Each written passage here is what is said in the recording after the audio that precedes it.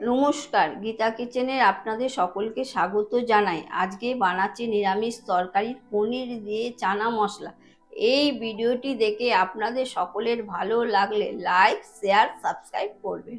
চানা মশলা তৈরি করার জন্য আমি 150 গ্রাম চানা নিয়ে নিয়েছি। এটা 4-5 ঘন্টা ভিজিয়ে রেখেছি। তার সাথে একখানা আলু নিয়ে নিয়েছি।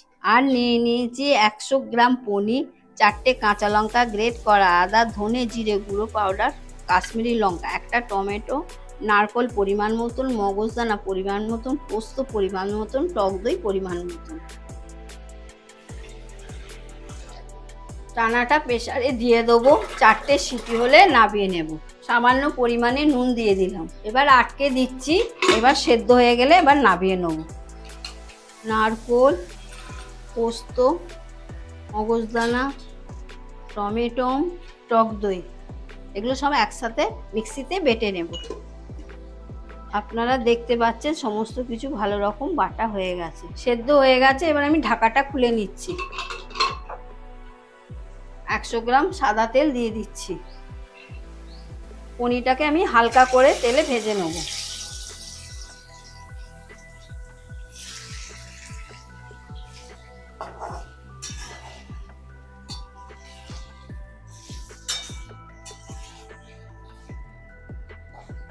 পনিরটা আমার হালকা ভাজা হয়ে গেছে। এবার আমি ঠান্ডা জলে ডুবিয়ে দেব।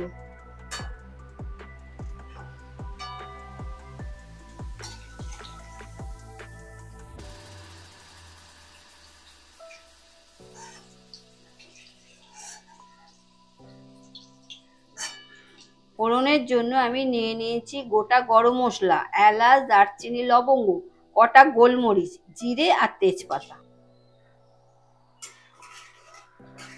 4টে কাঁচা লঙ্কা আর গ্রেট করা আদা তেলেতে আমি দিয়ে দিচ্ছি।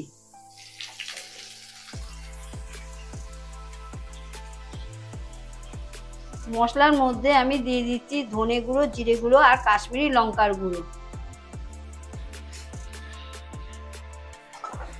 সেদ্ধ করা আলুগুলো এবার দিয়ে দিলাম। দিয়ে এবার কিছুক্ষণ তেলে নেড়ে নেব।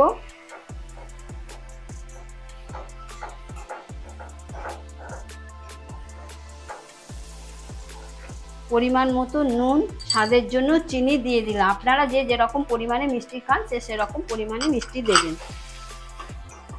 মিক্সিতে যে মশলাটা আমি বেটে রেখেছিলাম সেই মশলাটা আমি এখন দিয়ে দিচ্ছি।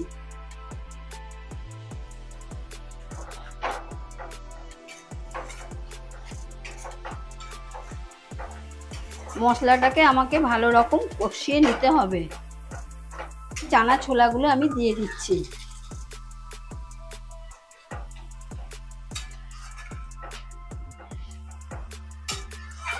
মিক্সির বাটি ধোয়া জলটাও আমি এখন দিয়ে দিচ্ছি। সানরাইজের চানা মশলা পাউডারটা আমি অল্প করে দিয়ে দিলাম। মশলাটা ভালো রকম ফুটে উঠলে আমি পনিরটা দিয়ে দেবো। মশলাটা ফুটে উঠেছে, আমি পনিরটা দিয়ে দিচ্ছি।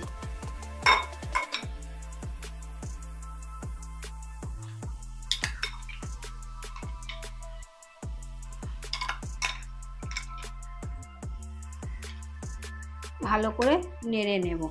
নিরামিষ তরকারি তো 1 চামচ ঘি দিলে স্বাদ ভালো হয়।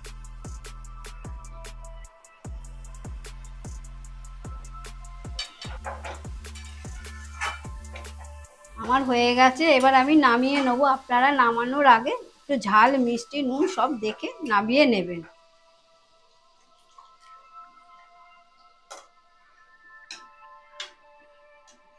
আমার চানা মশলা রেডি। এই ভিডিওটি দেখে আপনাদের ভালো লাগলে লাইক, শেয়ার, সাবস্ক্রাইব করবেন।